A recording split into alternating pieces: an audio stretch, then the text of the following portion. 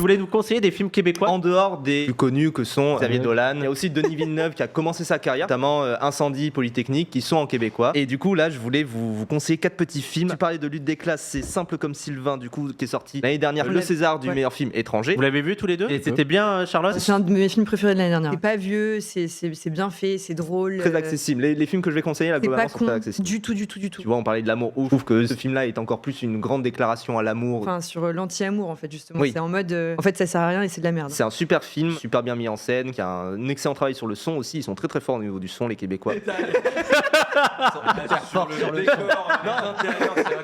J'avais lu un bouquin qui s'appelle Entendre le cinéma. Tous ces exemples, quasiment, c'est des films québécois. Et en plus, d'ailleurs, sachez-le, vous regardez des films en québécois, vous dites j'ai regardé ce film, les Québécois vous diront non, j'ai entendu ce film. Parce que pour eux, ils disent, quand ils vont voir des films, ils disent j'ai entendu ce film. On peut passer du coup à ma deuxième recommandation, Viking, ou On dirait la planète Mars. Il y a eu le prix Iris, c'est l'équivalent du coup des César Oscar au Québec. Mais ils sont combien les Québécois? Ils font des trucs comme si c'était un vrai pays là. Ils ont leur César, ils ont leur doubleur. Justement, du coup, On dirait la planète Mars, ça parle de ce que tu dis, c'est-à-dire cette question de légitimité entre guillemets par rapport à la grande industrie qui est juste à côté, qui est Hollywood. Ce sentiment qu'on a, en particulier, j'ai l'impression au Québec, d'infériorité, on va dire, par rapport à la grande industrie en dessous, de comment faire des films qui ont de la gueule avec très peu de moyens, du coup, dans un petit désert. Et c'est extrêmement touchant. On peut passer à la troisième reco. Vampire humaniste cherche ce cyber consentant. Bon bah le pitch est dans le titre. Pour une fois, j'ai pas à le dire.